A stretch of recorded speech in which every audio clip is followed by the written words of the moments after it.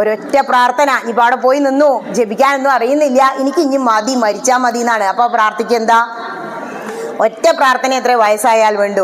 അനായാസേന മരണം വിനാദൈന്യേന ജീവനം ദേഹാന്തേ തവ സാന്നിധ്യം ദേഹിമേ പരമേശ്വരം.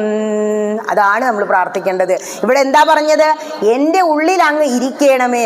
അനായാസേന മരണം, ഈ വേദന സഹിച്ച് ഇങ്ങനെ കിടക്കാൻ നമുക്ക് ഇഷ്ടമുണ്ടോ? എന്താ ഗജേന്ദ്രമോക്ഷത്തിൽ കാണിക്കണേ? അവിടെ തൂങ്ങി ഇവിടെ തൂങ്ങി മുതല കടിക്കും നമ്മളെ.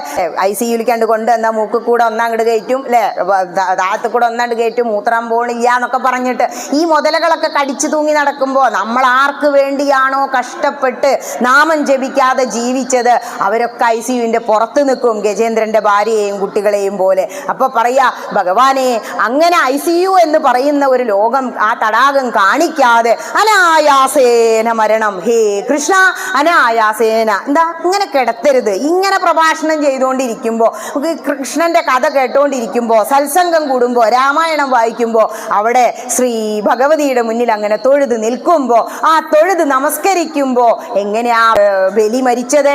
ആ നമസ്കരിച്ച് വീണപ്പോഴല്ലേ ആദ്യത്തെ ജന്മത്തിൽ.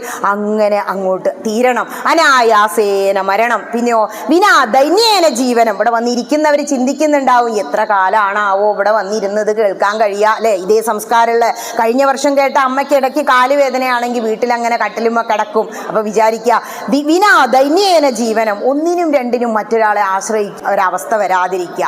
ദേഹാന്തേ തവ സാന്നിധ്യം, ഈ ദേഹം അവസാനിക്കുന്ന സമയത്ത്, ആ മരണവേളയിൽ കൃഷ്ണ അങ്ങയുടെ സാന്നിധ്യം. ശ്രീരാമചന്ദ്രൻ എങ്ങനെയാണോ ജടായുവിനെ മരിപ്പിക്കാൻ വേണ്ടി അടുത്തു വന്നിരുന്നത്, അങ്ങനെ എൻ്റെ അടുത്ത് വന്നിരിക്കണേ കൃഷ്ണ. കുറൂരമ്മയുടെ അടുത്ത് വന്നിരുന്നത് പോലെ എൻ്റെ അടുത്ത് വന്നിരിക്കണേ ശ്രീരാമചന്ദ്ര എന്ന് പറയാണ്. ദേഹാന്തേ തവ സാന്നിധ്യം ദേഹിമേ പരമേശ്വരം. ദേഹി എന്ന് പറഞ്ഞാൽ ആത്മാവ.